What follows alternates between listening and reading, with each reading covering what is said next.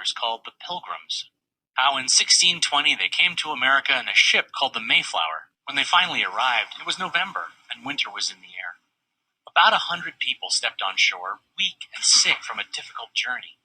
They were totally unprepared for the harsh weather and the challenges of their new life. Low on food, they stole from Wampanoag stockpiles, and they robbed graves, taking jewelry and other valuables. By midwinter, people were dying every day of starvation and illness. Like the Wampanoag, the settlers feared their weakness would invite attack. So they took drastic steps to hide it. They dragged the sick from their beds, propping them against trees with guns in their hands. And they buried their dead at night. Only half of them survived the winter. One day that March, a native man walked into the settlers' camp. This was Samoset, a leader from Maine who was staying with the Wampanoag. To the settlers' astonishment, he said, "Welcome, Englishmen." He'd been sent by the Wampanoag to arrange a meeting with the newcomers. Plymouth, sit down with Usamequin. He called Usamequin by his title, Massasoit, which means great leader. They shared a ceremonial drink and agreed to terms. They would always meet in peace, and they would defend each other from attack. The treaty saved Plymouth. Usamequin sent an English-speaking man named Tisquantum to stay with the settlers. The English called him Squanto, and he taught them how to survive. He showed them how to plant crops that would thrive, and how to use fish as fertilizer. The separatists chose the dead village as the site of their settlement. The hard work of clearing the land had already been done by Tisquantum's people. And thanks to his help, Plymouth had a bountiful harvest to celebrate in the fall of 1621. The Wampanoag heard gunfire coming from Plymouth. Were the settlers attacking or being attacked? Usamequin brought 90 men to find out. They found that the settlers were shooting off guns to celebrate the harvest.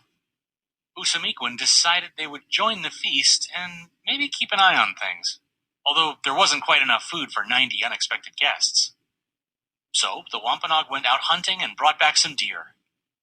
The eating, drinking, and celebrating went on for 3 days, and the alliance between the two groups would last almost half a century.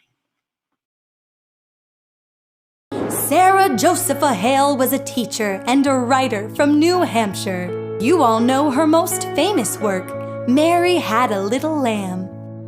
But she was heartbroken by the violence and division in the country. She wanted to do something, but her gift was with words, not politics, and she knew in this case, a nursery rhyme just wouldn't be enough.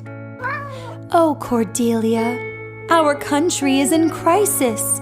This war must end, and all men and women must be free.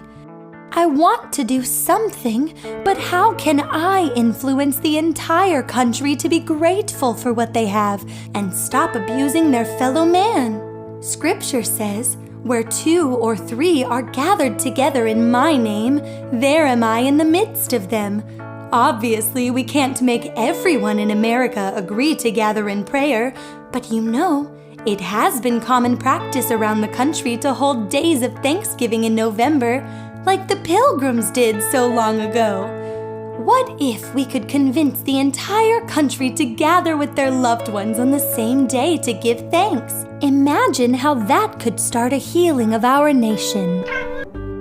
Dear President Lincoln, permit me to request a few minutes of your precious time. The purpose of this letter is to entreat you to put forth a proclamation appointing the last Thursday in November as the National Thanksgiving. I'll do it.